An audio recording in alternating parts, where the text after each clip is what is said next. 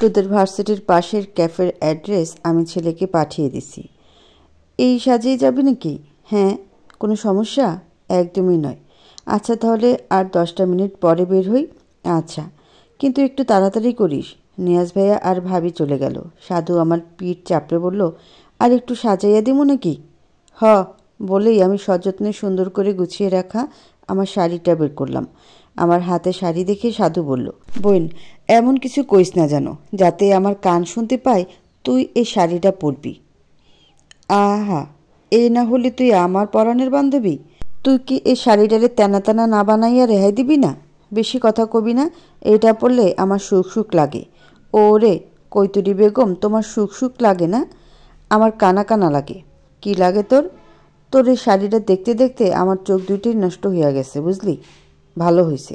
আমার জামাইয়ের দেওয়া শাড়ির দিকে নজর দিয়েছিস কেন? ওহো, জামাই? শুরু হয়ে গেল সাধুর আমাকে নিয়ে কথা বলা। ওর এত এত কথার কিছুই আমার মাথায় ঢুকছে না। আমার মাথায় শুধু একটা কথায় ঘোরাঘুরি করছে, তা হলো আমি মুখ ফুসকে এই কথাটাই কেন বললাম। আমার বর্ষণ সঙ্গীর সাথে তো দেখাটাও পর্যন্ত হয়নি। নানা বিষয়ে চিন্তা মাথায় নিয়ে বেরিয়ে পড়লাম আমি আর সাধু। তুমি আসলে কী চাও বলো তো? একটা ছোট্ট ডোজ দিলাম, এইটা দরকার ছিল। মানে? রুমে চলো বলছি। রিকশার ভাড়া মিটিয়ে আমি আর সাধু ক্যাফেতে প্রবেশ করলাম। সমস্যা হলো, পাত্রকে চিনব কী করে? এখানে প্রায় সবগুলো টেবিলেই বসা আছে মানুষ। তখনই আমার মোবাইলের মেসেজের টোনটা বেজে ওঠে। আমাকে জানান দিল কেউ হয়তো বা আমাকে স্মরণ করছে। তৎক্ষণাৎ মেসেজটা ওপেন করতে দেখি নিয়াজ ভাইয়া মেসেজ করে একটা ফোন নাম্বার পাঠিয়েছে। সেই সাথে বলেও দিয়েছে এটা পাত্রের নাম্বার। কল করার আগেই একটা ছেলে একেবারে কর্নার টেবিল থেকে আমাকে আর সাধুকে হাত দিয়ে দাঁড়িয়ে দাঁড়িয়ে ইশারা করছে। 2-3বার ইশারা করার পর মনে হলো এটা হয়তো বা আমাদের কাঙ্ক্ষিত ব্যক্তি। আমি আর সাধু গিয়ে ছেলেটার সামনে দাঁড়ালাম। ছেলেটার পরনে হালকা আকাশি বর্ণের একটা টি শার্ট, সাথে কালো প্যান্ট। যে কেউ তাকে এক পলকে দেখলে ভদ্র বলেই মনে করবে। আমাকে উদ্দেশ্য করে ছেলেটা খুব নম্রভাবে বলল, আমি যদি ভুল না করি তাহলে আপনি জুই? ঠিক তো? আমি সৌজন্যমূলক হাসি হেসে বললাম, জি। ছেলেটা মুচকি হেসে করদর্মন করার উদ্দেশ্যে আমার দিকে হাত বাড়িয়ে বলল, আমি রায়ান শেখ। ভদ্রতার খাতিরে আমিও যখন হাত বাড়াতে যাব, ঠিক সেই সময় অন্য একটা হাত এসে রায়ান নামের ছেলেটার হাত ধরে ফেলল। আর সেই সাথে একটা পরিচিত কণ্ঠ ভেসে আসলো। আমি ওর রিলেটিভ। প্রচুর আগ্রহ নিয়ে ঘাট ঘুরিয়ে পাশে তাকাতেই অনেকটা চমকে উঠলাম, কারণ এই মুহূর্তে পৃথিবীর সবচেয়ে অসম্ভব ঘটনাটি ঘটেছে। আর তা ঘটিয়েছে আলাবি ভাইয়া। তাকে এখানে কোনো কালই আশা করিনি। সাধুর দিকে তাকিয়ে বুঝতে পারলাম সাধুও কিছুটা অবাক হয়েছে। এমন সময় রায়ান ছেলেটা বলে উঠল, আসসালামু আলাইকুম বড় ভাই, আমাকে চিনতে পেরেছেন? আলাবি ভাইয়ের দিকে লক্ষ্য করে দেখি তিনি মুচকি হাসলেন। আলাবি ভাই কিছু বলার পূর্বেই রায়ান দ্বিগুণ উৎসাহ নিয়ে বলে উঠল, ওই যে 27 তারিখে ব্লাড দিয়েছিলাম, মনে আছে? ওয়ালাইকুম আসসালাম। মনে থাকবে না কেন? মনে আছে। আরও ভালো করে মনে রাখতে আর মনে করাতে এখানে আসা। আলাবি ভাইয়া কথা বলার সময় আমি তার দিকে তাকিয়েছিলাম। একটা জিনিস খেয়াল করলাম, সে আমার দিকে তাকিয়ে শেষের কথাটা বললেন। হুট করে হাতে টান লাগায় খেয়াল করে দেখি আলাবি ভাইয়া আমার হাত ধরে আছেন আর বললেন, চলো বসে কথা বলি। বাক্যটা শেষ করতেই তিনি আমার হাত ধরে একটা চেয়ারে বসিয়ে দিলেন, সাথে নিজেও পাশের চেয়ারটায় বসলেন। তার কাজে আর কথায় আজ বেশ অবাক হচ্ছি, কিন্তু পর মুহূর্তে ভাবলাম হয়তোবা নিয়াজ ভাইয়া তাকে আমাদের এখানে অভিভাবক হিসেবে পাঠিয়েছে। কিন্তু নিয়াজ ভাইয়া আমাকে তো বলল না। আলাপি ভাইয়া যখন আসবে তখন আমাকে বললে কি হতো? সাধু আর রায়ান এখনও আগের জায়গায় দাঁড়িয়ে ড্যাব ড্যাব করে আমাদের দিকে তাকিয়ে আছে। তখন আলাপি ভাইয়া ইশারা করলো ওদের দুজনকে আমাদের সামনের দুটো চেয়ারে বসতে। ওরা ধীর পায়ে এসে বসে পড়ল। এই মুহূর্তে আমার পাশে বসা আলাপি ভাইয়া আর আমার সামনাসামনি বসা সাধু। সাধুর পাশে অর্থাৎ আলাপি ভাইয়ের সামনাসামনি বসা রায়ান। আমরা চুপচাপ বসে আছি, কেউ কোনো কথা বলছি না। আলাপি ভাইয়া ফোন টিপছেন। নীরবতা কাটিয়ে রায়ান সর্বপ্রথম বলে উঠল, জুই, তাহলে আমরা কথা বাড়াই। রায়ানের কথাটা শেষ হতে না হতে আলাপি ভাইয়া উদ্ভট একটা কাজ করে ফেললেন। আমি চেয়ারের যে অংশে পিঠ থেকে বসে আছি সেখানে তার বাম হাত উঠিয়ে দিলেন, অর্থাৎ আমার পিঠের পেছনে তার বাম হাত। আলাপি ভাইয়া এরকম একটা কাজে আমি কিছুটা সামনের দিকে ঝুঁকে বসলাম। তখন রায়ান বলে উঠল, আপনার ছোট বোন হয়? আমার বোন হয় কি না বলতে পারছি না, কিন্তু তোমার যে বউ হবে না তা নিশ্চিত। তার কথা শেষ হতেই আমি ত্বরিত গতিতে তার দিকে বড় বড় চোখ করে তাকালাম। বর্তমানে আমাদের তিনজনের দৃষ্টি আলাবি ভাইয়ার দিকে। তার দিকে যখন তাকিয়ে আছে ঠিক তখন সে আমার অনেকটা কাছে এসে কানে কানে ফিসফিসিয়ে বললেন, বলে দিব নাকি তোমার বর্ষণ সঙ্গীর কথা? তার কথা শুনে আমার ভিতর চিকন শুকনো একটা ভয় রয়ে গেল। আলাবি ভাইয়ের প্রত্যেকটা শব্দ উচ্চারণের সময় তার মুখ থেকে বের হওয়া হালকা উত্তপ্ত বাতাস আমার কানে গিয়ে বারবার ধাক্কা দিচ্ছিল। বর্ষণ সঙ্গী নামটা শুনি বুকের বাঁ পাশে 2 ইঞ্চি গভীরে থাকা বৈজ্ঞানিক ভাষা যাকে বলে হৃৎপিণ্ড, তার মধ্যে ধুকধুক শব্দটা তীব্র থেকে তীব্রতর হয়ে উঠেছে। কিছুটা সময় শূন্য দৃষ্টিতে টেবিল রাখার টিস্যু বক্সটা এর দিকে তাকিয়ে রইলাম। বুক কাঁপানো এই ধুকধুক শব্দটা তীব্র কষ্টের কারণ না হয়ে এই মুহূর্তে আমার তীব্র সুখের কারণ হয়ে দাঁড়িয়েছে। জীবনের সবচেয়ে ভালো লাগার মুহূর্তকে কাটিয়ে আলাবি ভাইয়ের দিকে দৃষ্টি নিক্ষেপ করলাম। সাধু আর রায়ানের দৃষ্টি আমাদের দুজনের উপরেই। এই মুহূর্তে আমি ওদের দেখা বা বিশেষ করে রায়ান আমাদের দুজনের ফুসুর ফুসুর করে কথা বলে কী মনে করবে বা করছে তা ভাবার প্রয়োজন বোধ করছি না। আমার মন আর মস্তিষ্কে কেবল একটা শব্দে বারবার প্রতিধ্বনিত হয়ে ফিরে আসছে, তা হলো বর্ষণ সঙ্গী। আলাবি ভাইয়ার বলা কথাটা মস্তিষ্কে প্রেরণ হতেই মনে হলো আমি আমার বর্ষণ সঙ্গীকে পেয়ে গিয়েছি। আমার এই মুহূর্তের অনুভূতিটা বলে প্রকাশ করার মতো নয়। অন্যের সামনে কানে কানে কথা বলাটা খুবই দৃষ্টিকটু দেখায়, কিন্তু এই মুহূর্তে আমার চুপ থাকলে হবে না। আমি একটু আস্তে করে আলাবি ভাইয়াকে বললাম, আপনি তাকে চেনেন? আলাবি ভাইয়া পুনরায় আমার কাছে এসে আস্তে করে বললেন, আমার সঙ্গে তোমার বর্ষণ সঙ্গীর আত্মার সম্পর্ক। তার এমন বারবার আমার কাছে চলে আসায় আমার শরীরের লোম কেমন যেন ঝংকার দিয়ে উঠছে। এভাবে তার সাথে কথা বলা সম্ভব নয়, আর রায়ান ছেলেটাকেও তো সব বলতে হবে। আমি কাল বিলম্ব না করে মনে একরাশ উৎসাহ নিয়ে হাসি হাসি মুখে জোরেই বলে ফেললাম, সে নিশ্চয়ই আপনার বন্ধু, তাই না? কথাটা বলে শেষ মুহূর্তেও মুখে হাসি বজায় রাখলাম। আমার এরূপ উৎফুল্লতা দেখে সাধু ওর আগ্রহ মনে চেপে রাখতে না পেরে বলে উঠল, কার কথা বলছিস? বর্ষণ সঙ্গী। সাধুকে কথাটা বলে চোখ পড়ল ওর পাশে অবুঝের মতো নিশ্চুপ ভঙ্গিমায় বসে থাকা রায়ানের দিকে। বেচারা আমাদের কথার কটাও যে বোধগম্য হচ্ছে না তা চেহারায় খুব সূক্ষ্মভাবে ফুটে উঠেছে। রায়ানের দিকে যখন তাকিয়েছিলাম তখন রায়ান আমার দিকে তাকিয়ে বলে উঠল, জুই, আমি একটু তোমার সাথে কথা বলতে পারি? ওদিকে নয়, এদিকে আমার সাথে কথা বলো। জি ভাই। ব্লাড ডোনেশন করেছো, ভালো কথা। তা অন্যের বউ নিয়ে টানাটানি করো কেন? ঠিক বুঝলাম না ভাই। বোঝার বয়স হয় নাই, মেয়ে দেখতে এসে পড়েছ? ভাই, একটু ক্লিয়ার করে বলবেন আসলে কী বিষয়ে বলছেন? শোনো, সোজা কথা হলো ও তোমাকে বিয়ে করবে না, এই দেখা পর্যন্তই শেষ। ওর হাজব্যান্ড আছে। ওনার কথা শুনে আমি আকাশ থেকেও নয়, একেবারে চাঁদের দেশ থেকে পড়লাম। উনি যে গণ্ডগোল পাকাতে এখানে এসেছেন তার আভাস পেয়েছি আগেই, কিন্তু এত বড় গণ্ডগোল পাকাতে কে বলেছে ওনাকে? আমি তরিত গতিতে বললাম, না না, আমার তো। আর বলতে পারলাম না। আমার মুখের কথা কেড়ে নিয়ে আলাবি ভাইয়া বললেন, হ্যাঁ, তোমার তো হাজব্যান্ড আছে। আমি অবাকের উপর অবাক হচ্ছি। সাধুর দিকে তাকিয়ে দেখি ওরও একই অবস্থা। রায়ান বলে উঠল, কিন্তু নিয়াজ ভাই যে বলল জুইয়ের। আলাবি ভাইয়া আমার মতো রায়ানকেও কথা শেষ করতে না দিয়ে থমথমে গলায় বলে উঠলেন, একবার না বললাম ওর হাজব্যান্ড আছে, কিন্তু বাইরে যাওয়ার রাস্তা ওইদিকে। এতদিনে বুঝে গিয়েছি আলাবি ভাইয়া রেগে গেলেই কিছুটা গম্ভীর আর থমথমে হয়ে কথা বলেন। রায়ান আর কিছু না বলে চলে গেল। রায়ান চলে যাওয়ার পর মুহূর্তেই আমি আলাবি ভাইয়াকে বললাম, আপনি কি আমার বর্ষণ সঙ্গীর সাথে দেখা করিয়ে দিতে পারবেন? আচ্ছা, সে এখন কোথায় আছে? কেমন আছে সে? আর আপনার সাথে পরিচয় হলো কিভাবে? আপনার সাথে তো নিয়াজ ভাইয়ের বন্ধুত্ব খুব ভালো, বলতে গেলে বেস্ট ফ্রেন্ডের মতো। তাহলে আমার বর্ষণ সঙ্গীর সঙ্গে আপনার আত্মার সম্পর্ক হয় কি করে? তাহলে কি আপনার 2টা বেস্ট ফ্রেন্ড? কথাগুলো একদমে বলে তারপর নিঃশ্বাস ছাড়লাম। এতক্ষণ এই প্রশ্নগুলো আমার মাথায় ঘুরপাক খেতে খেতে মাথা ব্যথা বানিয়ে ফেলেছিল। মনে হচ্ছে কথাগুলো বলে এখন একটু প্রশান্তি পাচ্ছি। আমার কথা শেষ হতেই আলাবি ভাইয়া বললেন, তোমার কি এই শাড়িটা ছাড়া আর কোনো শাড়ি নেই? ছেলেদের সামনে শুধু একটাই শাড়ি পরে ঘুরঘুর করো কেন? আমি প্রশ্ন করলাম কি, আর সে উত্তর দিল কি? এতগুলো কথাই আমার বেকার গেল। তার বলা উত্তরে আমার প্রচণ্ড রাগ হলো। কত সময় ধরে জানতে চাইছি তার থেকে, কিন্তু সে আছে তার ভাব নেই। আমি একটু ঝাঁঝালো কণ্ঠেই বলে উঠলাম, আপনার কি শোনায় সমস্যা? আলাবি ভাই আমার দিকে চোখ পাকিয়ে হুঙ্কার দিয়ে বলে উঠলেন, কি কি বলতে চাও? শোনায়? শোনায়? আপনার কি শোনায় সমস্যা? শুনতে পান তো?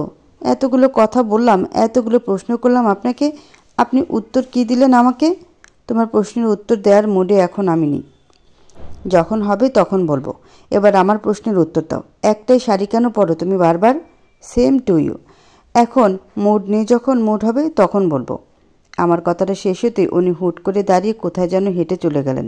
তার প্রস্থানের সাথে সাথে সাধু এসে আমার পাশের চেয়ারটায় বসে পড়ল আর বলল, দোস্ত, তাহলে তোর ভাগ্য খুলে গেল। প্রেমিক পুরুষের লগে দেখা করার জন্য আর বেশি দিন দেরি করা লাগবো না। কি আমি বলছিলাম না আলাবি ভাইয়াই নাটের গুরু, সে তোর বর্ষণ সঙ্গীকে চেনে। কি দেখলি তো আমার বাথরুম থটসটাই ঠিক। ওর কথায় আমি একগাল হেসে বললাম, সত্যি আজ মনে হচ্ছে আল্লাহ যা করে ভালোর জন্যই করে। বাসায় যাইয়া নিয়াজ ভাইয়ারে একটা থ্যাংক ইউ দিতে হইব। যদি নিয়াজ ভাইয়া রায়ানের নামের ছেলেটার সাথে দেখা করার জন্য এখানে না পাঠাইতো তাইলে তো আলাবি ভাইয়ার সাথে দেখা হইতো না, আর আমার বর্ষণ সঙ্গীর কথাও জানতে পারতাম না। শোন শোন, নিয়াজ ভাইয়ার জন্যে তার পছন্দের ডোনাট নিয়ে যামনি। বাবা, এমনি ফাল পারতাছস, মনে হয় তোর প্রেমিক পুরুষের লগে বিয়ে ঠিক হয়ে গেছে। চুপ থাক, তোর নাক চাপলে এখনও ঝোল পড়ে, তুই এটি বুঝবার পারবি না। বোন, আমার নাক দিয়া ঝোল পড়ুক, ঘি পড়ুক, দুধ পড়ুক, যা ইচ্ছা পড়ুক, আমার দেখার টাইম নেই। এখন খালি খাওয়ার টাইম। আগে কিছু অর্ডার করবন। তোর বাতিল হওয়া হবু জামাই যে কিপটা রে, পানিও শেষ করে থুয়া গেছে দেখ। ওর কথায় আমি হেসে উঠলাম। তারপর আমরা কফি অর্ডার করলাম, সাথে এখানে চকলেট রোল পাওয়া যায়। 2টা চকলেট রোল অর্ডার করলাম। আমি আর সাধু গল্প করছিলাম আর মনের সুখে আয়েশ করে কফি খাচ্ছিলাম। মাঝে মাঝে সাধু ছবি তুলছিল। আমার মগের কফি যখন অর্ধেক হয়ে এলো তখন সামনে চোখ পড়তে দেখি আলাবি ভাইয়া তার দলবল নিয়ে ভিতরে ঢুকছেন। তাকে দেখে বুঝতে পারছি না রেগে আছেন নাকি শান্তভাবে আছেন, তবে এইটুকু বুঝতে পারছি এই ব্যক্তি নিজের বিয়ের দিনেও সাদা পাঞ্জাবি পরে ঘুরে বেড়াবে। একটু আগে যখন আমাদের সাথে বসেছিল তখনও সেই সাদা পাঞ্জাবি গায়ে ছিল। তিনি সোজা দলবল নিয়ে আমাদের টেবিলের সামনে এসেই দাঁড়িয়ে পড়লেন। কোনো প্রকার টু শব্দ ছাড়াই আমার হাত ধরে টান দিয়ে আমাকে দাঁড় করিয়ে দিলেন। তার কাজে কিছুটা বিরক্ত হয়ে ভ্রুকুচকে তার দিকে তাকালাম। কোনো কথা না বলে যন্ত্র মানবের মতো আমাকে নিয়ে গটগট করে হেঁটে চললেন। আমি বারবার পিছনের দিকে তাকাচ্ছি, দেখলাম সেই দিনের শাফির নামের ছেলেটা সাধুর সঙ্গে কী যেন কথা বলছে। আলাবি ভাইয়া আমার ডান হাত তার বাম হাত দিয়ে ধরে রেখেছেন, তাই আমি আমার হাত ছুটানোর জন্য আমার বাম হাত দিয়ে তার হাত সরানোর আপ্রাণ চেষ্টা চালিয়ে যাচ্ছি। হাত কিছুটা ছুটতেই আবার পর মুহূর্তেই আলাবি ভাইয়া আরও জোরে বল প্রয়োগ করে হাত ধরে ফেলেছেন। এমন করতে করতে গিয়ে আমরা তার গাড়ির সামনে এসে দাঁড়ালাম। গাড়ির সামনে এসে আমি তাকে তীক্ষ্ণ কণ্ঠে বললাম, কি সমস্যা আপনার, এমন করছেন কেন? অনেক ছাড় দেওয়া হয়েছে, 1.5 বছরে অনেক করেছ, এখন আর কোনো ছাড়াছাড়ি নেই। মানে? তোমার বর্ষণ সঙ্গীর তরফ থেকে কথাগুলো আমিই বলে দিলাম। আপনি জানলেন কিভাবে? আপনার কাছে নিশ্চয়ই তার নাম্বার রয়েছে, তাড়াতাড়ি আমাকে তার নাম্বার দিন। তোমার তো দেখছি আইকিউ লেভেল খুবই কম। তখন তো আমি তোমাকে বলেই দিলাম তোমার বর্ষণ সঙ্গীর সঙ্গে আমার আত্মার সম্পর্ক, আমাদের কথা বলতে কোনো মোবাইলের দরকার হয় না, বুঝলে? আমার হাতটা সে এখনও ধরে আছেন, তাই হাতের দিকে ইশারা করে বললাম, আমার বর্ষণ সঙ্গী হাতটাও নিশ্চয়ই এভাবে ধরে রাখতে বলেনি আপনাকে? আমার বলা কথাতেও তিনি আমার হাত ছাড়লেন না, বরং হাত ধরে আমাকে গাড়ির মধ্যে বসিয়ে দিলেন। তারপর নিজে এসে আমার পাশে ড্রাইভিং সিটে বসে পড়লেন। আমি আর কোনো কথা বাড়ালাম না। সে যেহেতু আমাকে এর আগেও বাসায় পৌঁছে দিয়েছিলেন, তাই আজও ভেবে নিলাম আমাকে হয়তোবা বাসায় পৌঁছে দেবেন। এক মনে আমি জানালা দিয়ে বাইরে তাকিয়ে রইলাম। আশেপাশে বিভিন্ন ধরনের দোকানপাট ফেলে আমরা এগিয়ে চলছি। বাইরে দৃষ্টি রেখে রাস্তাঘাট মানুষজন দেখতে দেখতে চোখটা বারবার লেগে আসছে। কিন্তু এই মুহূর্তে আমি ঘুমাতে চাচ্ছি না, তাই জোরপূর্বক চোখের পাতা দুটোকে মেলে রাখার প্রচেষ্টা চালিয়ে যাচ্ছি। হঠাৎ করে আমার চলমান অবস্থা স্থির হয়ে যাওয়ায় ঘুম ঘুম ঘোরটা কেটে গেল। চারপাশে তাকিয়ে দেখি এটা আমাদের বাড়ি নয়, বরং একটা শপিং মল। আমি পাশে আলাবি ভাইয়ের দিকে তাকাতেই দেখি তিনি ইতিমধ্যে গাড়ি থেকে নেমে গিয়েছেন। আমিও শীঘ্রই সিট বেল্টটা খুলে গাড়ি থেকে নেমে পড়লাম। নেমে তাকে জিজ্ঞেস করলাম, আমরা এখানে কেন? আপনি না আমাকে বাসায় নিয়ে যাচ্ছিলেন? কখন বললাম আমি তোমাকে বাসায় নিয়ে যাচ্ছি? তাহলে আমরা এখানে কেন? বিয়ে করতে এসেছি। কি কি উল্টাপাল্টা বলছেন এসব? শপিং মলে কি কেউ বিয়ে করতে আসে? নিজেই যখন জানো তাহলে এত কথা বলছো কেন? পুনরায় তিনি আমার হাত ধরে সিঁড়ি বেয়ে শপিং মলে ঢুকলেন। আমার মস্তিষ্ক কোনোভাবে চিন্তা করে কোনো কিছুই মেলাতে পারছে না। হঠাৎ করে আলাবি ভাইয়ের কি হলো? আর সে আমার বর্ষণ সঙ্গীর কথাই বলছে না কেন আমায়? আলাবি ভাইয়া শপিং মলে ঢুকে ঘুরছেন তো ঘুরছেনই, থামার কোনো নামও নেই। অবশেষে একটা বোরকা হাউসের ভিতরে ঢুকে পড়লেন। তখন মনে হলো লোকটাকে কয়েকটা কথা শুনিয়ে দিই। আমাকে বললে কি হতো যে তিনি বোরকা হাউস খুঁজছিলেন? আমাকে বললেই তো হতো। এখান থেকে আমি আর সাথে বেশিরভাগ শপিং করে থাকি। এই বোরকা হাউসটায় বোরকার সাথে সাথে হিজাব বিক্রি করে। এখান থেকেই আমি আর সাথে বেশিরভাগ হিজাবগুলো কিনে থাকি। আমার কৌতূহল মেটানোর জন্য আমি ভাইয়াকে জিজ্ঞেস করে বসি, কার জন্য বোরখা কিনবেন? আমি তো আর বোরখা পরবো না, তাই না? তোমাকে সাথে যেহেতু এনেছি তাই নিশ্চয়ই তোমার জন্যই নিব। না না, আমার লাগবে না। হ্যাঁ, তা কেন লাগবে? যদি শাড়ি কিনে দেওয়ার কথা বলতাম তাহলে তো লাফিয়ে লাফিয়ে শাড়ি নিতে। ছেলেদের সামনে তো শাড়ি পরে শুধু ঘুরঘুর করতে ইচ্ছা করে তোমার। আমি তার থেকে দৃষ্টি সরিয়ে মাথা নিচু করে বললাম, আমার বাসায় বোরখা আছে, তাই কিনতে বারণ করেছিলাম। এরপর আর কোনো কথা বললাম না। আলেবি ভাইয়ার দিকে তাকালামও না। তার কথাটাই খুব খারাপ লেগেছে আমার। না জেনে শুনে আমার নামে খারাপ একটা কথা বললেন কেন তিনি? তাই তার সাথে আর কোনো প্রকার কথা বলতে ইচ্ছে হলো না। এখন বুঝলাম সে মনে মনে আমাকে ভালো মেয়েদের কাতারে দেখে না। আলাবি ভাইয়া নিজের পছন্দ মতো একটা বোরখা আর তার সাথে হিজাব কিনে নিলেন। তারপর আগের ন্যায় আমার হাত ধরতে আসলে আমার হাত ধরতে দিলাম না। আমি গটগট করে শপিং মল থেকে বের হয়ে সোজা গাড়ির সামনে এসে দাঁড়িয়ে পড়লাম। আলাবি ভাইয়া গাড়ির সামনে আসলে আমরা দুজনে গাড়িতে উঠে বসলাম। আমার এই নীরবতা আর ভাঙল না। বাসার সামনে এসে গাড়ি থেকে নেমে বোরখা নিয়ে দ্রুত পা ফেলে চলে আসলাম। বাসার দরজার সামনে এসে কলিং বেল চাপতে নিয়াজ ভাইয়া দরজা খুলে দিল। ভাইয়াকে দেখি আমার ডোনাটের কথা মনে পড়ে গেল। এই আলাবি নামের খবিসটার জন্য আমি ডোনাটটাও কিনতে পারিনি। ড্রয়িং রুমে দেখলাম বাবা বসে বসে চা খাচ্ছে আর টিভিতে খেলা দেখছে। পাশে আরেকটা চায়ের কাপ থাকা বুঝতে পারলাম বাপ ছেলে দুজন মিলে খেলা দেখছে আর চা খাচ্ছে। ভাইয়ার সাথে কথা না বলে রুমে এসে দরজা লাগিয়ে দিলাম। ওই দিনের ঘটনার পর আরও 2 দিন চলে গিয়েছে। আমাকে ভাইয়া কেবল জিজ্ঞেস করেছিল আলাবি ভাইয়া সেদিন ক্যাফেতে এসেছিল কিনা।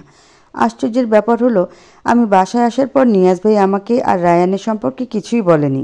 কিন্তু রায়ানের সাথে দেখা করে আসার পরের দিন নিয়াজ ভাইয়া শুধু এতটুকুই বলেছিল, রায়ানকে নিয়ে আর কোনো চিন্তা নেই।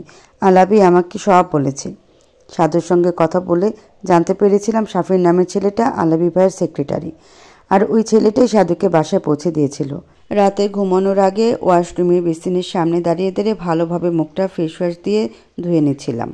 ঠিক তখন মনে হলো কেউ আমার ঘরের মধ্যে বসে গিটার বাজিয়ে গান গাইছে।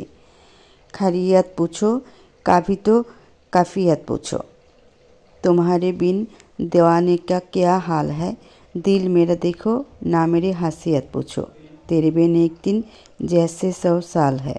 আমি একটু তাড়াতাড়ি করে মুখটা দিয়ে ওয়াশরুম থেকে বের হয়ে আসলাম। এসে রুমে কারোই অস্তিত্ব পেলাম না, কিন্তু গানটা এখনও আমার কানে বেজে যাচ্ছে। দ্রুত বারান্দায় গিয়ে দেখতেই আমার অন্তরাত্মা কেঁপে উঠল, কারণ বারান্দায় বসে আলাবি ভাইয়া এক মনে আকাশে উদিত হওয়া চকচকে থালার ন্যায় চারটার পানে তাকিয়ে আছেন। এই মুহূর্তে আলাবি ভাইয়াই কেন, কোনো মানুষেরই আমার বারান্দায় আসা অবাস্তব একটা ঘটনা, কিন্তু চোখের সামনে যা দেখছি তা মিথ্যেও দেখছি না। হঠাৎ মনে হলো এটা হয়তোবা আলাবি ভাইয়ের রূপ ধারণ করে কোনো জিন পরে এসেছেন। পরে দেখি আলাবির রূপী জিনটা বসে বসে গান গাইছে, তাই যত দোয়া দরুদ আছে পড়তে লাগলাম। আলাবি ভাইয়ের জিন দৃষ্টি যখন আমার উপর পড়লো তখন জোরে জোরে কী যেন দোয়া দরুদ পড়তে লাগলাম। কী পড়ছি আমি নিজেও বুঝতে পারছি না। ধীর গতিতে জিনটা গিটারটা পাশে রেখে আমার দিকে আগাতে নিলে জোরে আমূলক একটা চিৎকার দিয়ে বসলাম। সাথে সাথে এক জোড়া শক্তপোক্ত হাত এসে আমার মুখ চেপে ধরল। এক হাত দিয়ে আমার ঘাড়ের পেছনের দিকে চেপে ধরা, আরেক হাত দিয়ে আমার মুখ চেপে ধরা। দাঁতে দাঁত চেপে একটা ফিসফিসে আওয়াজ আমার কানে ভেসে আসলো, চুপ চুপ, একদম চুপ। পরিচিত কণ্ঠটা শুনে মনের মধ্যে একটা স্বস্তির বাতাস বয়ে গেল। নিশ্চিত হলাম আমার সামনে থাকা লোকটা আলাবি ভাইয়া। আমার সাথে এখনও কোনো অস্বাভাবিক কিছু হয়নি। তার মানে এটা আসল মানুষই। জিনপুরি হলে এতক্ষণে আমার 12টা 13টা বাজিয়ে দিত। মুখের উপর থেকে তার হাতটা সরানোর চেষ্টা করতে তিনি হাতটা সরিয়ে নিলেন। আমি ছাড়া পেতেই হড়বড়িয়ে বললাম, আপনি এখানে কেন? আর এত রাতে আমাদের বাসায় কী করছেন? তার থেকে বড় কথা হলো আপনি আমার বারান্দাতেই বা কী করছেন? গিটার বাজাতে এসেছি, কথাটা বলেই তিনি ইবলিশ রূপী একটা হাসি হাসলেন। পূর্ণিমার আলো এসে তার মুখমণ্ডলে লুকোচুরি খেলা খেলছে। তার পুরু ঠোঁটের হাসি বাম গালে থাকা ঈষৎ গর্তের অর্থাৎ টোলের অস্তিত্ব জানান দিচ্ছে। হাসির দরুন তার চোখজোড়া ঈষৎ সংকুচিত হয়েছে। তার গাল ভর্তি থাকা চাপদারি যে বিলীন হয়ে গিয়েছে তা এই পূর্ণিমার আলো আমার চোখজোড়ায় স্পষ্ট তুলে ধরেছে। আজও পরনে তার সাদা পাঞ্জাবির কোনো পরিবর্তন ঘটেনি। শুনেছি কোনো কিছু অতিরিক্ত ভালো নয়, তবে আলাবি ভাইয়ের ক্ষেত্রে এই কথাটা এখন একেবারে অপ্রযোজ্য। মনে হচ্ছে সে যদি সাদা পাঞ্জাবি না পরে অন্য বর্ণের পাঞ্জাবি পরতো তাহলে তা মানানসই হতো না। কেন যেন তাকে এই রূপে দেখতে অদ্ভুত রকমের ভালো লাগছে। তাকে পর্যবেক্ষণ করার এক পর্যায়ে ব্যাঘাত ঘটিয়ে আমার সম্বিত ফিরে এলো যখন দেখলাম সে তার গিটারটার কাছে পুনরায় ফিরে যাচ্ছে। যেখানে গিটার রাখা সেখানে উবু হয়ে তাকে কিছু একটা নিতে দেখলাম। তারপর সে আবার আমার কাছে ফিরে আসলো। আলাবি ভাইয়ের হাতের দিকে দৃষ্টি দিতেই একটা শপিং ব্যাগের মতো দেখতে পেলাম। আমার হাতে ব্যাগটা ধরিয়ে দিয়ে বললেন, তুমি ছেলেদের সামনে বিনা বোরখায় ঘুরঘুর করলে তা তোমার বর্ষণ সঙ্গীর মোটেও ভালো লাগে না। বর্ষণ সঙ্গী নামটা শুনলেই মনের মধ্যে হাজারো ভালো লাগার অনুভূতিটা কড়া নেড়ে যায়। একজন ব্যক্তির আসল নাম বাদ দিয়ে ছদ্মনাম শুনলেই যখন এতটা ভালো লাগে, তখন ওই ব্যক্তির সংস্পর্শে আসলে কেমন লাগবে? নিশ্চয়ই তার সংস্পর্শে এলে আমি কখনই খারাপ অবস্থায় থাকবো না। আমি আলাবি ভাইয়াকে উদ্দেশ্য করে বলে উঠলাম, এই বোরকা তো আপনি কিনেছেন, আমি আপনারটা কেন নিব? নিতে হলে আমার বর্ষণ সঙ্গীটাই নিব। তোমাকে এক কথা বারবার কেন বলা লাগে বলো তো? তোমার বর্ষণ সঙ্গী তো আমাকে বলল আমার বর্ষণ সঙ্গিনীকে গিয়ে বোরকা কিনে দেয়। সেদিন তুমি এটা আমার কাছে রেখে এসেছিলে, তাই তোমার বর্ষণ সঙ্গী তোমার বাসায় আসতে আমাকে বাধ্য করলো। আলাবি ভাইয়ের কথা শেষ হতে না হতে আমি তার হাত থেকে খপ করে ব্যাগটা নিয়ে নিলাম। তারপর বললাম, আমার জানা মতে আমার বর্ষণ সঙ্গী না কানা, না কালা, আর নাই বা পঙ্গু। আর তার থেকে বড় কথা হলো, আপনার মতো লোক কোনো কালেই কারো চামচামি করবে না। তাই এবার আমাকে তাড়াতাড়ি বর্ষণ সঙ্গীর আসল পরিচয় দিন। সে কে, কোথায় থাকে, সব কিছু বলতে হবে। বলুন। আলাবি ভাইয়া হামি তুলতে তুলতে বললেন, আজ অনেক কথা বলে ফেলেছি, এখন ঘুম পাচ্ছে খুব, যাও তুমিও ঘুমাও, গুড নাইট। বলে তিনি বারান্দার রেলিং টপকে নিচে নামতে শুরু করলেন। কেবল একবার রেলিংয়ের বাইরে দিয়েছেন, তখন আমি তাড়াতাড়ি করে তার সামনে গিয়ে বললাম, আপনার না ঘুম পেয়েছে, তাহলে সুইসাইড করতে যাচ্ছেন কেন? আমার প্রশ্নের উত্তর দিয়ে তারপর আপনি সুইসাইড করতে যান, আগে আমার উত্তর দিন। এই বাড়িটা যে আর্কিটেক্ট বানিয়েছে তার মাথায় কোনো ঘিলু নেই। যদি একটু মাথা খাটিয়ে তোমার বারান্দার পাশেই পাইপ লাগানোর স্পেস থাকতো, তাহলে আমাকে এত কষ্ট করতে হতো না। পাইপ বেয়েই উপরে উঠে যেতাম আর নেমে যেতাম। আমাকে আর কষ্ট করে দুইটা মই একসঙ্গে বেঁধে এই 3 তলায় উঠতে হতো না। তার এমন বেহুদা কথাবার্তায় আমি চটে গেলাম। একটু শব্দ করেই বলে উঠলাম, হ্যাঁ, আপনার মাথা তো ঘিলুতে ভরা। মাথায় এতই যখন বুদ্ধিতে ভরা, তাহলে চাকরিটা ছেড়ে দিলেন কেন? নিশ্চয়ই 1.5 বছর আগে কোনো না কোনো গণ্ডগোল পাকিয়েছিলেন, তাই আপনাকে অফিস থেকে বের করে দিয়েছিল। আমার কথায় আলাবি ভাইয়ের মুখের রং পাল্টে গেল। আধো আধো আলোয় ঠিকই তার অগ্নিমূর্তি রূপ দেখতে পেলাম। আমার অন্তরাত্মা কাঁপিয়ে বলে উঠলেন, যে বিষয়ে অবগত নাও সে বিষয়ে কোনো কথা ভুলেও মুখে আনবে না। সে যে খুব রেগে আছেন তা কথা সুরেই বলে দিচ্ছে। আর এক মুহূর্ত দেরি না করে স্থান ত্যাগ করলেন। তাকে নিচে নামতে দেখে মনে পড়ল, সে এখান থেকে যাবে কিভাবে? আমার জানা মতে তো কোনো রাস্তাই নেই এখানে। আমি দ্রুত নিচে তাকালাম, কিন্তু কোনো মানুষেরই অস্তিত্ব খুঁজে পেলাম না। আলাবি ভাইয়া নিমিষেই হাওয়া হয়ে গেলেন। তার টিকিটারও দেখা পেলাম না।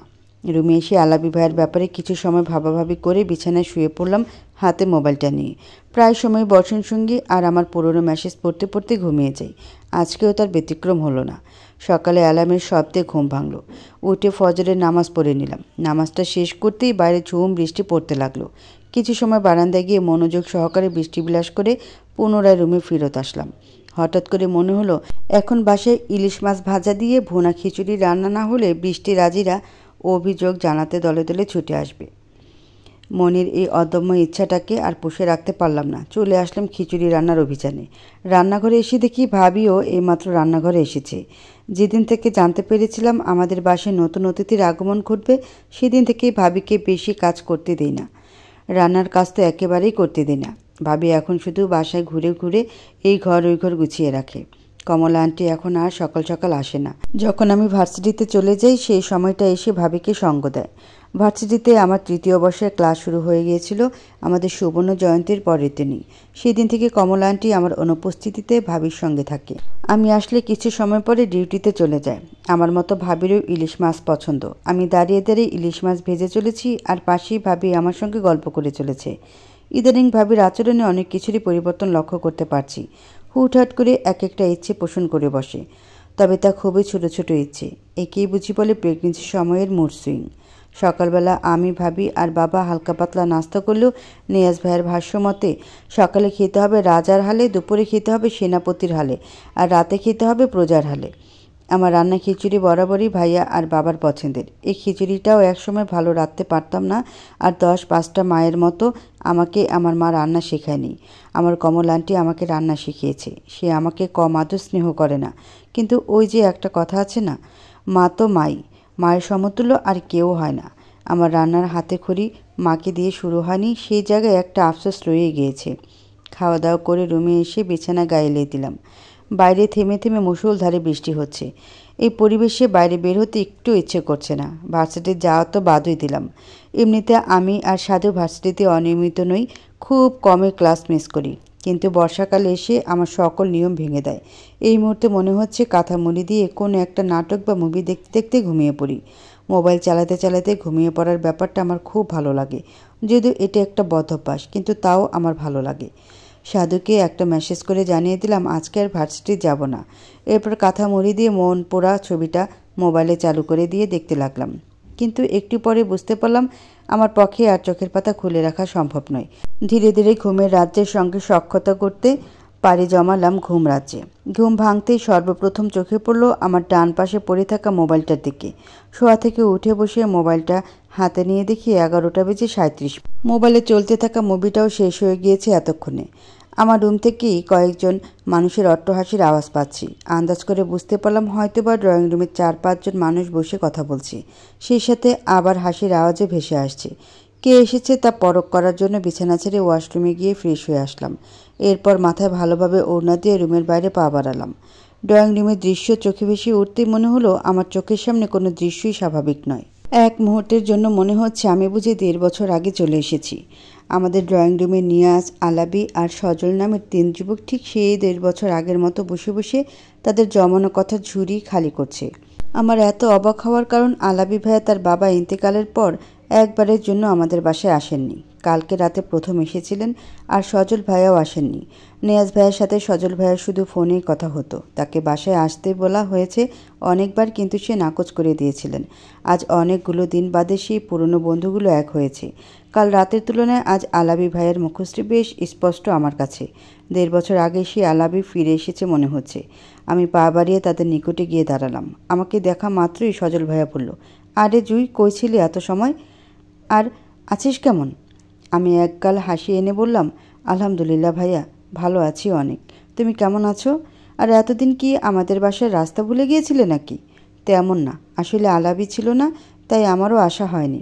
আমি একটু টেরা চোখে আলাবি ভাইয়ের দিকে তাকালাম। তার চোখে চোখ পড়তে তিনি আমাকে চমকে দিয়ে আমার উদ্দেশ্যে চোখ টিপ মারলেন। এরূপ কাজে আমি আহাম্মক বনে গেলাম। তার থেকে চোখ সরিয়ে অন্যদিকে দৃষ্টি রাখলাম। যতটুকু সময় ড্রয়িং রুমে ছিলাম তার দিকে তাকানোর সাহস করলাম না। আলাবি ভাইয়ের দুপুরের খাবার খেয়ে চলে গেলেন। তারা চলে যাওয়ার সঙ্গে সঙ্গে এক স্বস্তির নিঃশ্বাস ফেললাম। যতটুকু সময় তারা ছিলেন তাতে আলাবি ভাইয়ের কর্মকাণ্ডে বেশ অবাক হয়েছি। তার এরূপ কর্মকাণ্ড আমি আমার জন্মে এই প্রথম দেখলাম। যেমন দুপুরে খাওয়ার টেবিলে আমি চেয়ার টেনে বসতেই হুট করে আলাবি ভাই এসে আমার পাশে চেয়ারে বসে পড়লেন। প্রত্যেকের জন্যই আলাদা করে গ্লাস রেখেছি টেবিলে। সেই সুবাদে আমারও একটা গ্লাস আর আলাবি ভাইয়েরও একটা গ্লাস। কিন্তু আলাবি ভাইয়া আমার গ্লাস থেকে ইচ্ছে করে 3 বার পানি খেলেন। প্রথমবার যখন খেলেন আমি মনে করলাম ভুলবশত হয়ে গেছে, তাই তাকে আমি তার গ্লাস দেখিয়ে দিলাম, কিন্তু তাতে কোনো লাভই হলো না। আবার আমি যখন এটা ওটা নেওয়ার জন্য হাত বাড়াচ্ছি, তিনি তখন সবার সামনে আমার হাত ধরে বলছেন, জুই এটা দাও তো, জুই ওটা দাও তো, জুই কাটা ফলাবো কোথায়? জুই জুই করে আমার মাথাটা খেয়ে ফেলছেন। এমনিতে তো উনি সবার সামনে কথা কম বলেন, আর বাবার সামনে তো আরও কম, কিন্তু আজকে এমনভাবে পটর পটর শুরু করেছেন যে থামার নামই নিচ্ছেন না। আবার খাওয়া শেষ করে যখন বেসিনে হাত ধুতে আসলাম, তখন হ্যান্ড ওয়াশ প্রেস করে হাতে হ্যান্ড ওয়াশ নিয়ে যখনই হাতটা সরিয়ে নিতে যাব, তখনই আলাবি ভাই এসে আমার বৃদ্ধাঙ্গুলির উপরে তার বৃদ্ধাঙ্গুলি দিয়ে আরেকবার প্রেস করলেন, যার ফলে পরিমাণের চেয়ে বেশি হ্যান্ড ওয়াশ আমার হাতে পড়ে যায়। তখন আলাবি ভাইয়া বলেন, ও সরি, বেশি হয়ে গিয়েছে তাই না? বলেই উনি ওনার এঁটো হাতটা দিয়ে আমার এঁটো হাতে থাকা কিছু পরিমাণ হ্যান্ড ওয়াশ নিয়ে নিলেন। তার কাজে আমি তার দিকে ড্যাব ড্যাব করে তাকিয়ে রইলাম। তার কাজে মনে হচ্ছিল এটা সত্যিই আলাবি ভাইয়া তো। চোখের পলকে সে পাল্টে গেলেন কিভাবে? মাথার মধ্যে শুধু আলাবি ভাইয়া আর তার কৃতকর্মগুলো ভনভন ভনভন করছে। বিকেলবেলা আমি ভাবি আর নিয়াজ ভাইয়া ছাদে বসে আড্ডা দিচ্ছিলাম। আজ নিয়াজ ভাইয়ার অফ ডে, তাই আমাদের ছাদে বসে আড্ডা দেওয়ার প্ল্যান করা। আড্ডা দেওয়ার এক পর্যায়ে আলাবি ভাইয়ের একটা কথা মনে পড়ে গেল। তার চাকরি নিয়ে যখন কথা বলেছিলাম তাকে খুব রেগে যেতে দেখেছিলাম। নিয়াজ ভাইয়াকে ফুরফুরে মেজাজ দেখে জিজ্ঞেস করে বসলাম, আচ্ছা ভাইয়া, আলাবি ভাইয়াকে হঠাৎ করে চাকরি থেকে বরখাস্ত করা হয়েছিল কেন?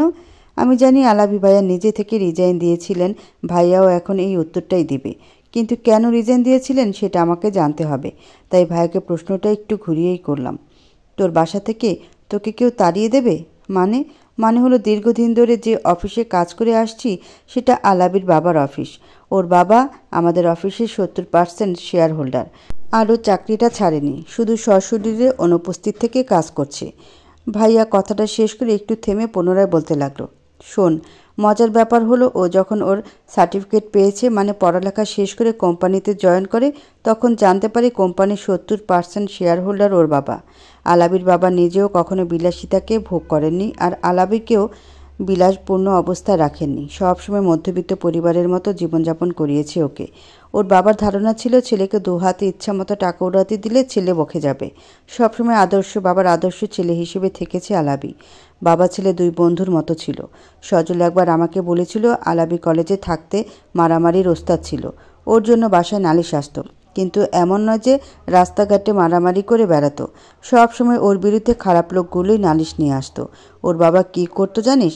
লোকগুলোকে বলতো ছেলেকে বুঝিয়ে বলবে, এটা বলে বিদায় করে বাপ ছেলেকে এসে বলতো, যা যা করেছিস একদম ঠিক কাজ করেছিস, অন্যকে কখনোই প্রশ্রয় দিবি না।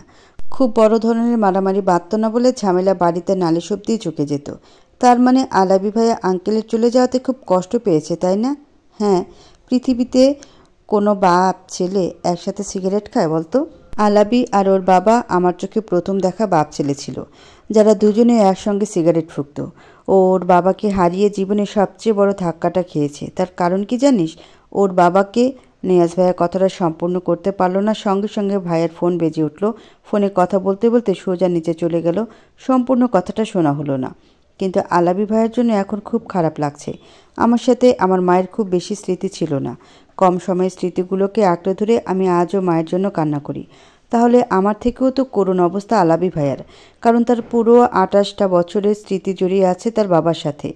28 বছরের স্মৃতি হয়তোবা এখনও তাকে কুরে কুরে খায়। এই মুহূর্তে মনে হচ্ছে আমরা কখনই নিজেকে সুখী বলে মানতে পারবো না যতক্ষণ না অন্য কোনো মানুষের কষ্টের কথা শুনতে পাবো। একটা মানুষকে নিজের থেকে দ্বিগুণ কষ্ট দেখলে তখনই আমরা উপলব্ধি করতে পারবো এই মানুষটার থেকে আমরা ঢের সুখে শান্তিতে আছি। সময়ের কাঁটা ঘুরতে ঘুরতে 1 সপ্তাহ শেষ করে ফেলেছে। এই 1 সপ্তাহের মধ্যে আমার চোখজোড়া আর আলাবি নামক মানুষটা দেখা পায়নি। ভার্সিটি থেকে বাসায় থেকে ভার্সিটি, এমন করেই 1 সপ্তাহ চলে গিয়েছে। না পেয়েছি বর্ষণ সঙ্গীর কোনো খবর। রাতে ঘুমন্ত অবস্থায় মনে হচ্ছে কেউ আমার পায়ের পাতায় সুড়সুড়ি দিচ্ছে। ঘুমের থেকে লাফিয়ে উঠে পড়লাম। আমার সুড়সুড়ি একটু বেশি, তাই ঘুম যতই গভীর থাক না কেন সুড়সুড়ির অনুভব হলেই ঘুম তার 14 গোষ্ঠী নিয়ে আমার চোখের উপর থেকে পলায়ন করে।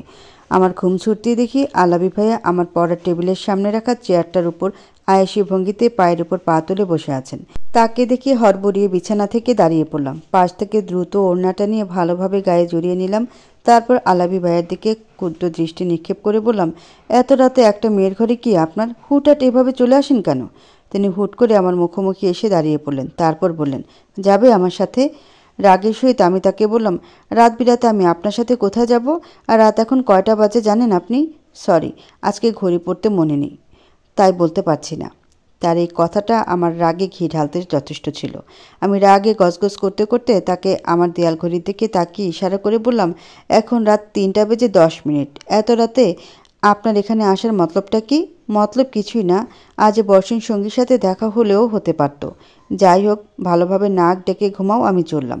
আমি আলাবি ভাইয়ের কথা শুনে ত্বরিত গতিতে বলে উঠলাম, কোথায় নিয়ে যাবেন? নিয়ে চলুন, আমি 2 পায়ে দাঁড়া। আমার কথা শেষ হতে না হতেই আলাবি ভাই আমার হাত ধরে আমাকে বারান্দা নিয়ে আসলেন। আমি তাকে থামিয়ে দিয়ে বলে উঠলাম, দাঁড়ান, আমি একটু পরিপাটি হয়ে নিই, মুখটা অন্তত ধুয়ে নেই। কোনো দরকার নেই, তোমার বর্ষণ সঙ্গী তোমাকে এইভাবেই পছন্দ করে। তার কথায় আমি অবাক না হয়ে পারলাম না, কারণ ঘুমিয়ে থাকার ফলে আমার মুখটা একটু ভারবার হয়ে আছে। সেই সাথে চুলে অগোছালো একটা হাত খোপা বাঁধা, পরনে আমার কুচকে যাওয়া একটা নীল রঙের সুতির 3 পিস। এই মুহূর্তে যে আমাকে ভিখারি বেশ থেকে কম লাগছে না তা আমি ভালোই বুঝতে পারছি। এই রূপে আবার কেউ কাউকে কিভাবে পছন্দ করতে পারে? আমি আলাবি ভাইয়াকে বলে উঠলাম, তাহলে বোরখাটা পরে নেই, বেশি সময় লাগবে না। আলাবি ভাইয়া আমাকে একটা ধমক দিয়ে বললেন, এই মেয়ে, বললাম না কিছু দরকার নেই, বিয়ে করতে তো আর যাচ্ছ না। বলেই উনি আমার পেছনে দাঁড়িয়ে পড়লেন। তারপর ওনাটা 2 হাত দিয়ে আমার মাথায় ঘোমটা তুলে দিলেন। তার এই 2 দিনের ব্যবহার আমার ঠিক হজম হচ্ছে না। আমাকে আরও অবাক করে দিয়ে উনি সেই দিন যে মইটা বেয়ে উঠেছিলেন সেই মইটা দেখিয়ে বলে উঠলেন, এখান দিয়ে সাবধানে নামো। এখান দিয়ে নামবো মানে? আমাকে কি আপনি পাগল পেয়েছেন নাকি? এখান দিয়ে নেমে যাবোটা কোথায়? পাতালে যাব, ইডিয়েট একটা, নামতে বলেছি নামো। তার ফিসফিসে হুঙ্কার শুনে তাড়াতাড়ি করে আমি রেলিং টপকে মইয়ের উপর দাঁড়ালাম। সাহস করে এসে তো পড়েছি, কিন্তু এখন নিচের দিকে তাকালেই ভয় লাগছে। তাই কোনো প্রকার দ্বিধা না রেখেই আমার সামনের বারান্দায় দাঁড়িয়ে থাকা আলাবি ভাইয়ের হাত দুটো খপ করে ধরে ফেললাম। আমি ভয় পাচ্ছি তা হয়তো উনি টের পেয়েছেন, তাই আমার সঙ্গে সঙ্গে আলাবি ভাইও আমার হাত ধরে ধরে নেমে আসলেন। নিচে নেমে ওই দিন আলাবি ভাইয়ের উধাও হওয়ার ব্যাপারটা বুঝতে পারলাম। আসলে যে বরাবর মইটা রাখা সেখানে একটা ছোট্ট কালো রঙের দরজা রয়েছে। এই দরজা দিয়ে ঢুকলে এই বাড়িটা গ্রাউন্ড ফ্লোরে দেখা মিলবে। অর্থাৎ বলতে গেলে এটা এই বাড়ির পেছনের দরজা। এখান দিয়ে ঢুকে বাড়ির মেন গেট দিয়ে বের হওয়ার ব্যবস্থা আছে। আমি মনে মনে ভাবছি হয়তোবা আমরা এখান দিয়েই ঢুকবো। কিন্তু আমার ভাবনায় ব্যাঘাত ঘটিয়ে আলাবি ভাইয়া আমাকে বললেন, উঠে পড়ো। পিছনে ঘুরে দেখি আলাবি ভাইয়া বিলের কিনারে একটা ছোট খোয়া নৌকার পরে দাঁড়িয়ে আছে। প্রায় সময় আমি এমন একটা নৌকা দেখে থাকি এখানে, তবে এই নৌকাটাই দেখি কিনা তা আমার অজানা। নৌকা আমার কোনো দিনই বিরক্তির কারণ হয়ে ওঠেনি। নৌকায় চড়ে ঘুরতে আমার বেশ ভালো লাগে। তাই এই মুহূর্তে মনে একরাশ উৎফুল্লতা নিয়ে উৎকণ্ঠা হয়ে বলে উঠলাম, দাঁড়ান দাঁড়ান, আমি আসছি। যখনই আমি পা বাড়াতে যাব ঠিক তখনই আলাবি ভাইয়া তার হাত আমার দিকে বাড়িয়ে দিলেন। তার হাত বাড়িয়ে দেওয়াতে মনে হলো তিনি আমার দিকে হাত না বাড়িয়ে একরাশ মুগ্ধতা বাড়িয়ে দিয়েছেন। তার আমার দিকে হাত বাড়িয়ে দেওয়াতে আমার মনে আনন্দের উকিঝুঁকি মারছে। মনের মধ্যে মুগ্ধতা নিয়ে আমিও আমার হাত বাড়িয়ে দিলাম তার হাতের উপর। তার হাতে ভর দিয়ে নৌকায় উঠে পড়লাম। নৌকায় উঠে দেখি আলাবি ভাইয়া আমার দিকেই তাকিয়ে আছেন। তাই তাড়াতাড়ি করে হাতটা সরিয়ে নিলাম। সে যদি এই মুহূর্তে আমার দিকে না তাকাতেন তাহলে হয়তো বা লজ্জা পেতাম না, কিন্তু তার দৃষ্টি আমাকে এখন লজ্জা দিচ্ছে। তাই যেখানে আছি সেখানেই চুপটি করে বসে পড়লাম। আলাবি ভাইয়া আমি যেখানে বসে আছি তার থেকে একটু দূরে গিয়ে নৌকার এক মাথায় বসে হাতে বৈঠা নিয়ে নৌকা চালানো শুরু করলেন। তাকে নৌকা চালাতে দেখে বিস্ময় নিয়ে বলে উঠলাম, আপনি নৌকা চালাতে পারেন? আলাবি ভাই একটু ভাব নিয়ে বললেন, নৌকা থেকে শুরু করে প্লেন পর্যন্ত চালাতে পারি। তার গুজবে কান না দিয়ে পরিবেশটাকে উপভোগ করতে লাগলাম। পানির ছলাৎ ছলাৎ শব্দ এসে বারবার কানে বাজনা বাজিয়ে যাচ্ছে। সেই সাথে আকাশে মেঘেরাও একটু পরপর উকিঝুঁকি মারছে। এই বিলের পানি থেকে অদ্ভুত একটা পানির গন্ধ নাকে এসে ধাক্কা দিচ্ছে। গন্ধটা অসহ্যকর নয়, বরং সহ্যকর। হয়তোবা পানির এই গন্ধটা না থাকলে এই মুহূর্তের পরিবেশটা খাপছাড়া হয়ে যেত। ভাবতে অবাক লাগে যে বিলের পানিতে আজ নৌকায় চড়ে অজানা গন্তব্যে যাচ্ছি। সেই বিলের পানি বর্ষা শেষে নাই হয়ে যাবে। হঠাৎ করে এক ফোঁটা পানি আমার হাতের উপর পড়তেই চারপাশে তাকিয়ে দেখি টিপ টিপ বৃষ্টি শুরু হয়েছে। এই বৃষ্টি আমাদের শরীর ভেজানোর কোনো ক্ষমতা রাখে না। খুব স্বল্প মাত্রায় ঝিরঝিরে বৃষ্টি হচ্ছে। এর মধ্যে কয়েকবার আমার আর আলাবি ভাইয়ের মধ্যে চোখাচোখি হয়েছে। তবে যতবারই আমি তার দিকে টেরা চোখে তাকিয়েছি ততবারই দেখেছি সে আমার দিকেই তাকিয়ে আছে। কিছু সময় অতিবাহিত করে আমরা বিলটা পাড়ি দিয়ে একটা মেন রোডে এসে উঠলাম। পূর্বের ন্যায় আমার হাত ধরে আলাবি ভাইয়া নৌকা থেকে আমাকে নামতে সাহায্য করলেন। এতক্ষণে বৃষ্টি বন্ধ হয়ে গিয়েছে, তবে আবার যে দেখা দিবে না তার কোনো নিশ্চয়তা নেই। রাস্তার ধারে দেখতে পেলাম আলাবি ভাইয়ের সেই পুরনো রয়্যাল এনফিল্ড বাইকটা কারো অপেক্ষায় দাঁড়িয়ে আছে। বাইকের কাছে এগিয়ে গিয়ে ভাইয়া বলে উঠল, এখন অনেকটা পথ পাড়ি দিব, অনেক দূর পর্যন্ত যেতে হবে। তোমার কিছু লাগলে অথবা কোনো সমস্যা থাকলে বলতে পারো। আমি তার দিকে তাকিয়ে মুচকি হেসে বললাম, আমার বর্ষণ সঙ্গীর জন্য যত দূর যেতে হয় যাব। আমার বলা কথাটা শেষ হতে আলাবি ভাইয়া বাইকে ঝুলে থাকা হেলমেটটা পরে নিলেন। আমাকে তার পিছনে উঠতে বলে আমি উঠে পড়লাম। আমি বাইকে উঠে বসতেই আলাবি ভাইয়া বাইক স্টার্ট দিলেন। চলতে লাগলাম আমার অজানা আর আলাবি ভাইয়ার জানা গন্তব্যে। আশেপাশের দোকানপাট সব বন্ধ। মাঝে মাঝে ছোট ছোট চায়ের টংগুলোর দু একটা খোলা দেখতে পাওয়া যাচ্ছে। রাস্তাঘাটে মানুষ নেই বললেই চলে। রয়েছে দূরপাল্লার কিছু ট্রাক। হলুদ ল্যাম্পপোস্টের আলোতে আমার আর আলাবি ভাইয়ার জামার আসল বর্ণ পাল্টে অন্য বর্ণ ধারণ করেছে। একটা জিনিস খুব সূক্ষ্মভাবে আমার কাছে পরিলক্ষিত হলো, তা হলো আলাবি ভাই আজকে বাইকটা অন্যান্য দিনের তুলনায় একটু জোরে ড্রাইভ করেছেন, যার দরুন আমি নিজের ভারসাম্য সামলাতে না পেরে আমার এক হাত আলাবি ভাইয়ের কাঁধে রেখে বসে আছি। বাতাসের বেগ এসে আমার মাথার ঘোমটা ফেলে দিয়েছে বহু আগে।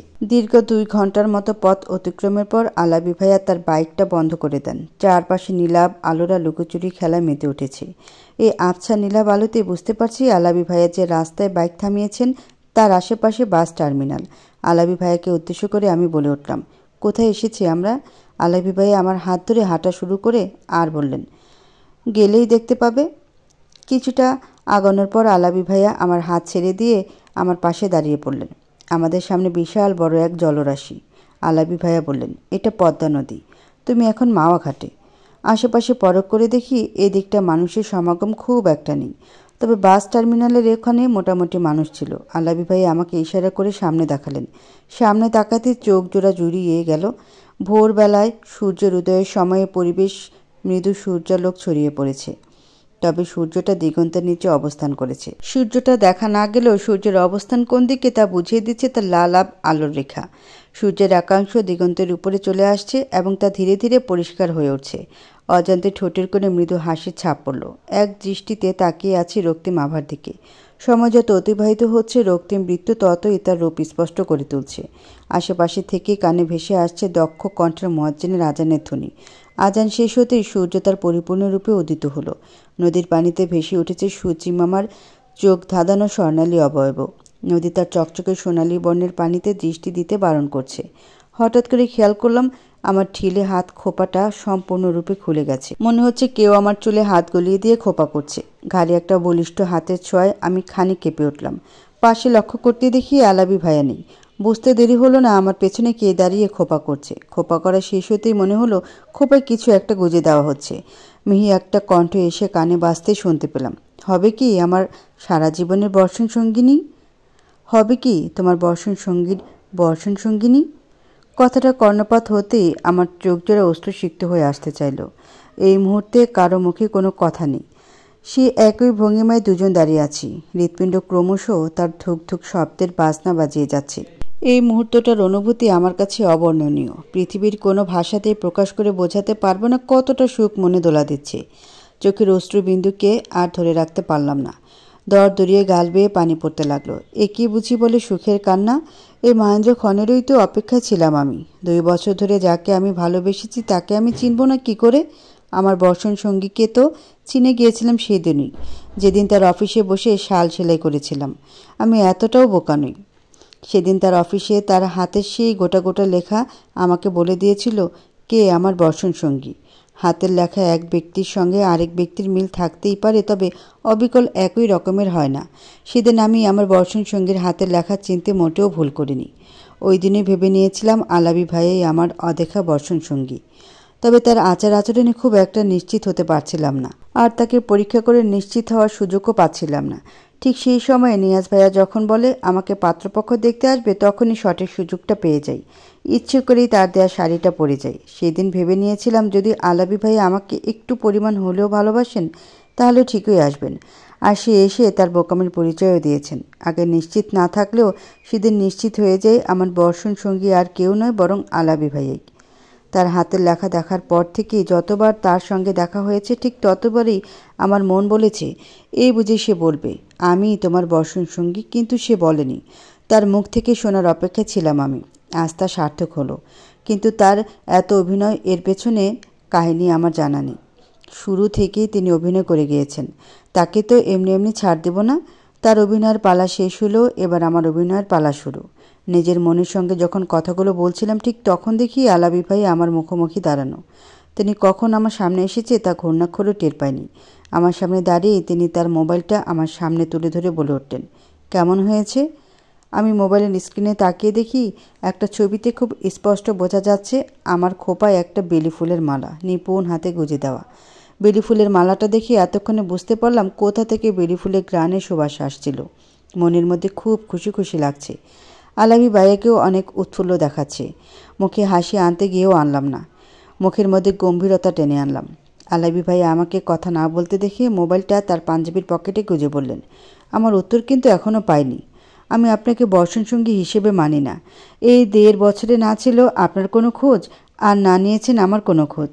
আজ হুট করে এসে বলছেন আমি তোমার বর্ষণসঙ্গী, বললেই হলো নাকি? আমার কথায় তার মধ্যে কিছুটা রাগের আভাস দেখতে পাচ্ছি। উনি জোরে কথা বলতে গিয়েও বললেন না। তার বদলে আমার হাত দুটো তার হাতের মুঠে নিয়ে বলতে লাগলেন, তুমি কি আমাকে অবিশ্বাস করছো? তাহলে বলতে পারো। আমি তোমাকে প্রমাণ দেখাতে পারি যে আমি তোমার বর্ষণসঙ্গী। কথাগুলো শেষ করে পাঞ্জাবির পকেটে, পায়জামার পকেটে হাতাহাতি শুরু করলেন। তাকে দেখে অনেক উত্তেজিত মনে হচ্ছে।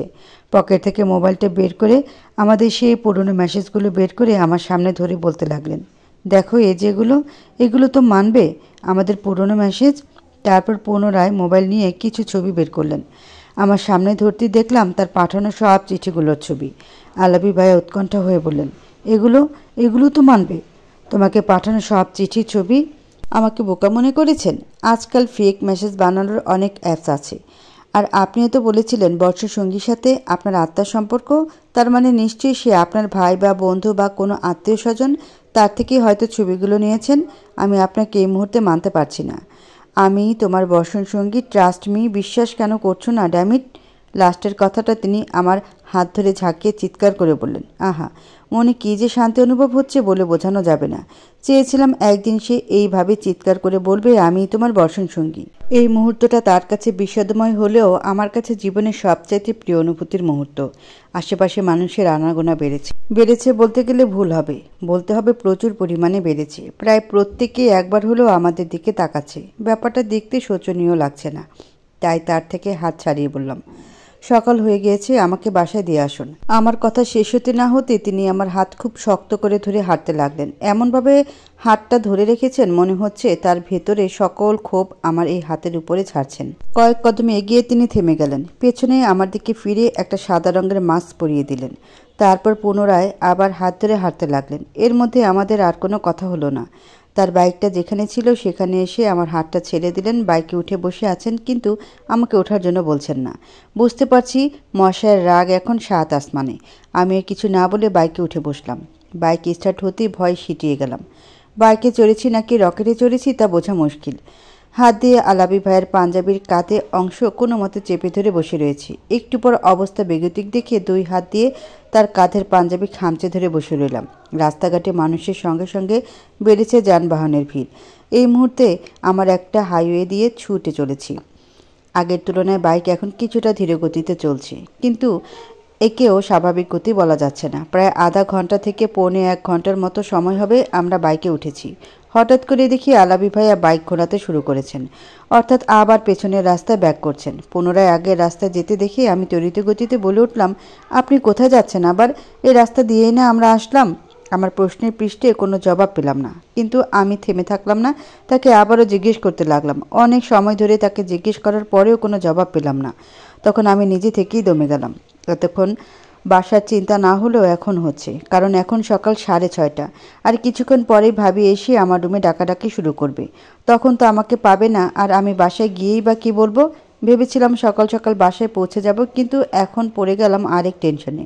আমার ভাবনার মাঝেই বাইকটা থেমে গেল। আশেপাশে পরখ করে দেখি সারি সারি অনেকগুলো খাবারের রেস্তোরাঁ। মনে মনে ভাবছি আলাপি ভাইয়ার যখন ক্ষুধা পেয়েছে তখন আগে এখান থেকে খেয়ে নিলেন না কেন? অর্ধেক রাস্তা থেকে আবার কেন ফিরে আসলেন? হাতের টান পড়াতে আমার হুঁশ ফিরে আসলো। এবারও হাতটা একটু জোরে চেপে ধরেছেন।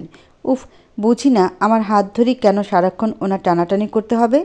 একটা রেস্তোরাঁর ভেতরে যেতেই পেটের ক্ষুধা থেকে মনের ক্ষুধা তরতর করে বেড়ে উঠল। কারণ হলো একটাই, ইলিশ মাছ। চারদিকে মাছের মতো ইলিশ ভাজার ঘ্রাণ ভোবো করছে। সেই সাথে মানুষের কোলাহলপূর্ণ পরিবেশ তো রয়েছেই। আলাপি ভাই আমাকে নিয়ে একেবারে শেষের একটা টেবিলে বসে পড়লেন। বসা মাত্রই টেবিল থেকে পানির বোতল নিয়ে ঢকঢক করে খেতে লাগলেন। পুরো বোতলের পানি শেষ করে ফেললেন। যখন তিনি পানি খাচ্ছিলেন তখন তার ছোট তিলযুক্ত কণ্ঠনালীটা বারবার ওপর নিচ হচ্ছিল। বারবার মনে একটা কথা ভেসে আসছিল, তা হলো সকল যুবকেরই পানি খাওয়ার দৃশ্য কি এতটা মোহনীয় হয় নাকি? শুধু এই মানুষটাই পানি খেলে তার কণ্ঠনালী এতটা মোহনীয় লাগে? আমি যখন এক দৃষ্টিতে তার দিকে তাকিয়েছিলাম তখন তার গম্ভীর কণ্ঠধ্বনিতে আমার সম্বিত ফিরে এলো। আমাকে বর্ষণসঙ্গী হিসেবে নাই মানতে পারো, আলাপি হিসেবেও নাই মানতে পারো, কিন্তু নিজের স্বামী হিসেবে মানতে হবে, এই কথাটা নিজের মগজে ভালো করে গেঁথে নাও। কজ এক কথা আমি তোমাকে বারবার বলবো না। আপনি আমাকে বর্ষণ সঙ্গিনী হিসেবে মানবেন নাকি জুই হিসেবে মানবেন তা আপনার ব্যাপার, কিন্তু ভুলেও এই মুহূর্তে বউ হিসেবে একদমই মানতে পারবেন না বলে দিলাম। আলাবি ভাইয়া তার কথা শেষ করার সঙ্গে সঙ্গে আমিও তাকে পাল্টা জবাব দিয়ে দিলাম। 1.5 বছর সে আত্মগোপন করে আমার থেকে দূরে দূরে ছিলেন, এবার তাকেও বোঝাবো দূরে দূরে থাকার মজা। আমি তার দিকে তাকিয়ে আমার কথাটা শেষ করলাম। দেখি সে কটমট করে আমার দিকে চোখ রাঙিয়ে তাকিয়ে আছেন। তার এমন চাহনিকে মনে মনে আমি একটু হলেও ভয় পাই, তাই তার দিকে আর না তাকিয়ে আশেপাশে পরখ করতে লাগলাম। তার থেকে চোখ ফিরানো মাত্রই তিনি হুট করে দাঁড়িয়ে ঝুঁকে পড়লেন আমার দিকে। তার এইভাবে দাঁড়ানো দেখে আমি হকচকিয়ে তার দিকে তাকালাম। কিছু বুঝে ওঠার আগেই তিনি তার ওষ্ঠদ্বয় আমার কপালে ছোঁয়ালেন, তারপর আবার নিজের স্থানে বসে পড়লেন। বসেই বলে উঠলেন, আর কিছু কি যেন বলছিলে, বলে আমার দিকে তার সেই চিরচেনা ইবলিশি মার্কা হাসি ছুড়ে দিলেন। তার আকস্মিক এমন কাজে আর কথায় আমি একরাশ লজ্জা নিয়ে স্তম্ভিত হয়ে বসে রইলাম। তার যে হুটহাট মুড চেঞ্জ হওয়ার ব্যায়ামও রয়েছে তা আমার অজানা নয়, তবে তার এমন আচার আচরণ আমার ঠিক হজম হচ্ছে না। আমাদের কয়েক হাত দূরেই পাশের টেবিলে একজোড়া মধ্যবয়স্ক দম্পতি দেখা যাচ্ছে, সাথে রয়েছে তাদের 6 অথবা 7 বছরের একটা মেয়ে। স্বামী স্ত্রী দুজনেই আলাবি ভাইয়ের এমন এহেন কাণ্ড দেখে ফেলেছেন, তারা মিটমিট করে হাসছেন, যা আমাকে আরও অস্বস্তিতে ফেলে দিচ্ছে। আমি আলাবি ভাইয়াকে কোনো জবাব দিলাম না, মাথা নিচু করে বসে রইলাম। এর মধ্যে একজন ওয়েটার এসে আমাদের জিজ্ঞেস করলেন আমরা কি খাবো। এখানে মূলত এখন ভাত আর ইলিশ মাছের নানা রকম আইটেম পাওয়া যাবে, এছাড়া তাদের কাছে আর কিছু নেই। আলাবি ভাইয়া কি অর্ডার করলেন সেদিকে আমার কর্ণপাত হলো না। আমি নীরব মনে আশেপাশের মানুষ দেখতে ব্যস্ত ছিলাম। আশেপাশে দেখে যা বুঝলাম তা হলো এখানে আগত প্রায় সব মানুষই হয়তো বা পদ্মা নদীর ওপারে যাবে, আর নয়তো পদ্মা নদী পেরিয়ে এসেছে। পেট পুজো হলেই নিজের গন্তব্যমুখী হবে। বই পুস্তকে পড়া এই পদ্মা নদী আজই প্রথম দর্শন করলাম। প্রিয় মানুষটার সাথে অপরিচিত স্থানে ঘোরাঘুরি করায় অন্যরকম অনুভূতি জড়িয়ে থাকে। কতগুলো অচেনা মুখের ভিড়ে কেবল একটা চেনা মুখের উপরেই থাকে সকল আশা ভরসা। আমি আলাবি ভাইয়ের মুখোমুখি বসে আছি, একটু পর পর তাকে আরও চোখে দেখে নিচ্ছি। তাকে যে আমি বারবার পরখ করছি সে হয়তো বা বুঝতে পারছে না। বুঝবেন কি করে, সে তো তার মোবাইল নিয়ে ব্যস্ত আছেন। তার হাতে মোবাইল দেখে বাসার কথা ফের মনে পড়ল, তাই তাকে ডাক দিয়ে বসলাম। আলাবি ভাইয়া। আমার ডাকে তিনি আমার দিকে তাকিয়ে হালকা করে ভ্রুকুটি করলেন, তারপর বললেন, আমি তোমার কোনো জন্মেরই ভাই হই না, তাই এরপর থেকে ভাইয়া ডাক যেন না শুনি। আপনি আমার এই জন্মেরই ভাই। আসছে ভাইয়া ডাক যেন না শুনি। আপনি যদি আগেই আপনার পরিচয় দিতেন তাহলে হয়তো ভাইয়া ডাকটা শুনতে হতো না। এখন তো 100 বার বলবো ভাই ভাই ভাই। তখন তো কপালে ঠোঁটের ছোঁয়া পেয়েছো, এরপর আর একবার ভাইয়া বলে দেখো। ঠোঁটের ছোঁয়া এরপর যেখানে দিব তা তোমার ধারণার বাইরে হবে। আমি নাক মুখ কুচকিয়ে বলে উঠলাম, নির্লজ্জ লোক, দিন দিন মুখটাকেও নষ্ট করে ফেলেছেন।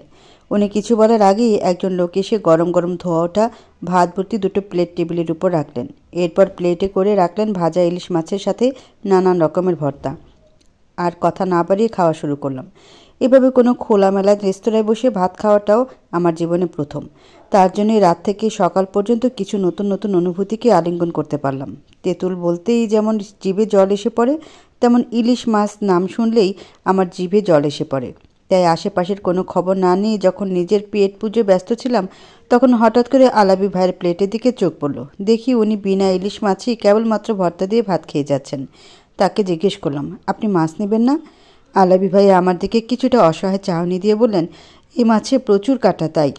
এটুকু বলে থেমে গেলেন। তারও আর বলার প্রয়োজন হলো না। আমার যা বোঝার তা বুঝে গিয়েছি। আমার জন্মদিনের দিন আমি লক্ষ্য করেছিলাম উনি ইলিশ মাছ নেননি। সেদিন তার না খাওয়ার পেছনে যে এই কাহিনী ছিল তা আজ জানতে পারলাম।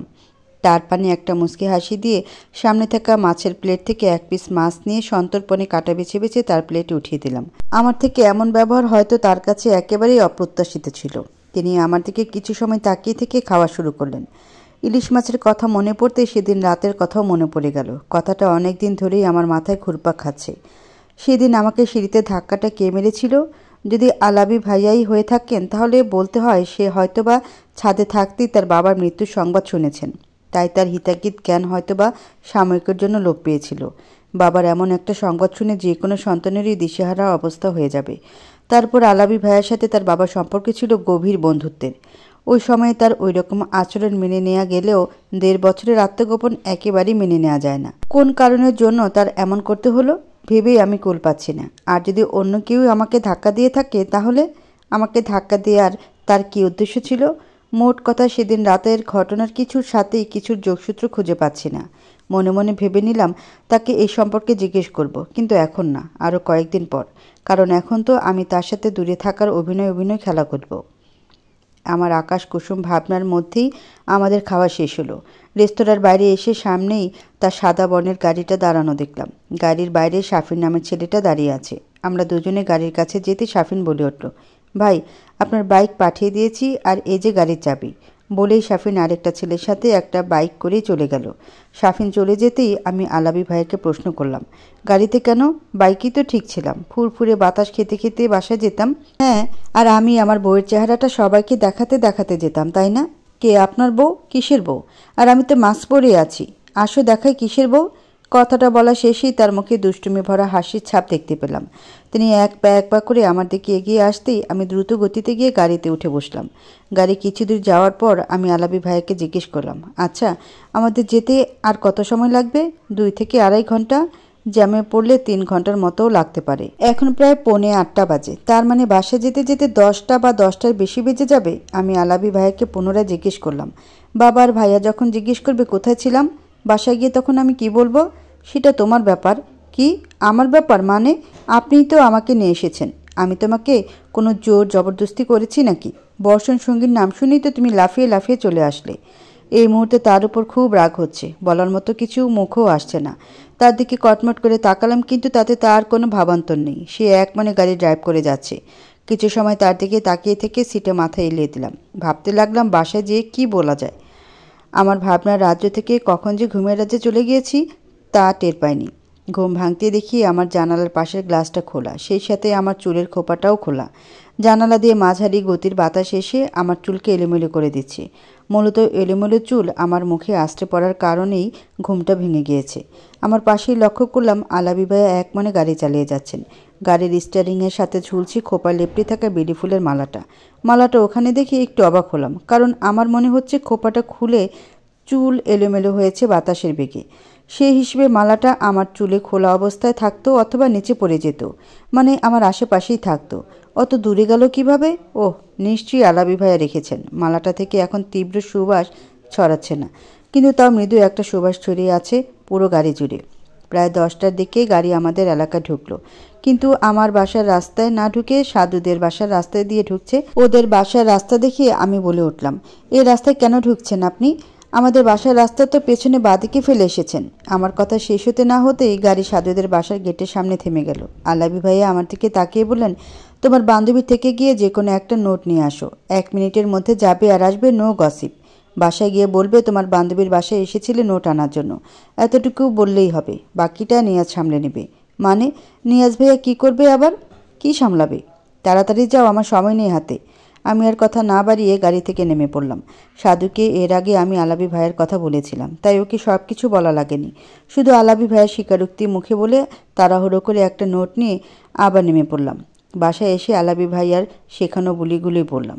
আজও বর্ষণ সঙ্গীত চক্করে ভার্সিটি মিস হয়ে গেল। বাসায় এসে ফ্রেশ হয়ে বিশাল বড় একটা ঘুমের জন্য প্রস্তুতি নিয়ে শুয়ে পড়লাম। সন্ধ্যাবেলায় ভাইয়া অফিস থেকে এসেই দারুণ একটা খবর দিল। নিয়াজ ভাইয়ের ভাষ্য মতে তাদের কনস্ট্রাকশন কোম্পানি, মানে আলাবি ভাইয়াদের কোম্পানি, বান্দরবানে 3 বছরের একটা রিসোর্ট প্রজেক্ট শেষ করেছে। 1 সপ্তাহ বাদে রিসোর্টের ওপেনিং সেলিব্রেশন। আমরা মাত্র 6 দিন পরেই 4 দিনের জন্য পুরো পরিবার বান্দরবন যাচ্ছি। অফিস থেকেই তাকে সকল খরচাপাতি দেওয়া হবে। ভাইয়ার কথায় যেমন খুশি হয়েছি, ঠিক তেমনই মনে একটা খটকা লাগছে। ওপেনিং সেরেমনিতে ভাইয়া একটা যেতে পারে, বরঞ্চ সাথে করে ভাবিকে নিয়ে যেতে পারে, কিন্তু পুরো পরিবার শুদ্ধ আমন্ত্রিত কেন? যাই হোক, আমি এত কিছু দিয়ে কি করব? ঘুরতে যাওয়ার সুযোগ যখন পেয়েছি তখন আমি শুধু ঘুরে বেড়াবো। রাতে খাবার টেবিলে বাবা জানিয়ে দিল সে যাবে না। বাবা বলল আমরা 3 জন যেন যাই। অনেক জোরাজুরির পরেও বাবাকে রাজি করতে পারলাম না, তাই সিদ্ধান্ত নেওয়া হলো আমরা 3 জনে যাব। ভাবির প্রেগনেন্সির 1.5 মাসের একটু বেশি চলছে, তাই আপাতত এই মুহূর্তে ভাবির খুব একটা বেশি সমস্যা হওয়ার কথা না। রাতে 11:30টার দিকে ঘুমাতে যাওয়ার জন্য প্রস্তুতি নিচ্ছিলাম, সেই সময় আমার ফোনটা বেজে উঠল। ফোনের স্ক্রিনে সেই চিরচেনা নামটা জ্বলজ্বল করছে, বর্ষণ সঙ্গী। আজ 1.5 বছরেরও বেশি সময় পর এই নাম্বার থেকে আবার কল আসলো। অজান্তে ঠোঁটের কোণে হাসির রেখা ফুটে উঠল। কলটা তাড়াহুড়ো করে রিসিভ করতে গিয়েও থেমে গেলাম। ভাবলাম একটু মজা দেখাতে হবে তাকে। ফোনের সাইলেন্ট মুড অন করে রেখে বিছানা গায়ে দিয়ে দিলাম। ঘুম তো দূরের কথা, চোখের পলকটাই ফেলতে ইচ্ছে করছে না। এক দৃষ্টিতে ফোনের স্ক্রিনে তাকিয়ে আছি। প্রথমে কলটা রিসিভ করতে ইচ্ছে না করলেও এখন একটু প্রিয় মানুষটার গলার সুর শুনতে খুব ইচ্ছে করছে। মন আর মস্তিষ্কের যুদ্ধে মস্তিষ্কের পরাজয় করে ঘোষণা করে 4 বারের সময় রিং হতে কলটা রিসিভ করে বসলাম। আসসালামু আলাইকুম। ওয়ালাইকুম আসসালাম। ফোনটা ধরতে এত সময় লাগে কেন? আমার ফোন, আমার ইচ্ছে। তোমার দেখছি ইদানিং মুখে খই ফুটছে, ব্যাপার কি? ব্যাপার হলো আমার এখন ঘুম পাচ্ছে। আপনার সঙ্গে খিচুড়ি আলাপ করার ইচ্ছে মোটেও নেই। আমারও তোমার সঙ্গে খিচুড়ি আলাপ করার কোনো ইচ্ছা নেই। তাহলে আপনি ফোন দিয়েছেন কেন শুনি? প্রেম আলাপ করার জন্য?